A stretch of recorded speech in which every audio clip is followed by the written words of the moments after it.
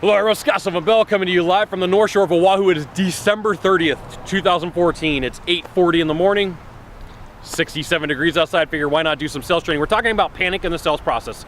Now the first thing was strange situations. That's where somebody comes in and creates some challenges for you. The second thing was no money in your own bank account. The third thing was being really needy. The fourth thing was quick discounting and hoping that's going to make a sell. The fifth thing is going to be shortened presentation. And then the seventh thing that I really want you to think about is when you shorten a presentation, it's going to show all of your flaws. It's going to show a lot of things that happen with you. So what's going to happen is you're going to have a lot of your body language is going to be off. And instead of having smooth, fluid movements, you're going to be jerky. And instead of having a smooth, fluid conversation, it's going to seem like everything is sped up, and it's going to put a lot of pressure on the buyer. Now what that's going to do is that's going to cause them to look for flaws in your products, your service, your widget, your gizmo. And you're like, really? I never really thought of that. And you're right, you probably haven't. So here's the thing. Every service or product has some sort of flaw. It may be that it costs more than others, and I'm not really saying this is a flaw, but in the mind of the buyer it is, okay? It may be that it's got ball bearings that the other one doesn't and it lasts longer. I don't know. Whatever the flaw is, in the mind of the buyer, the more that you're panicked, the more that they start looking for issues and reasons why they shouldn't move forward with you. And you need to understand this.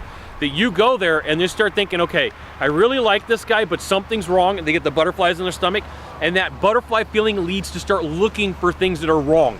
And when they start looking for things that are wrong, guess what? They start finding them. And even if they're not true and they're not accurate, they start, well, this doesn't feel right, and then they start justifying.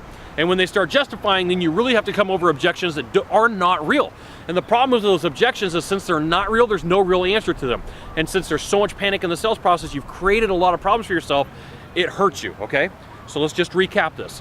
When you have panic in the sales process, you shorten the presentation, the buyer starts looking for flaws, they start finding flaws even if those flaws aren't real, and it creates a lot of challenges for you. So make sure that you're doing your whole entire sales process, that you're not needy, that your body language is normal, that your conversation, that your vocal pitch is right, and that you're asking all the questions, okay? So you got your whole process, you're going through everything.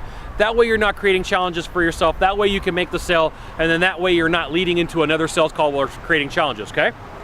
Now, if you could do a small favor for me in the box down below about creating sales panic, about any of the 7 videos that we've talked about, that would be fantastic. To the right or to the left, there's a subscribe button.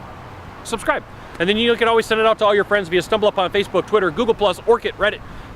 I can keep naming those forever. Sylvan Bell, only Scott Bell, Sylvan. We'll see you soon. Thanks for watching. Aloha.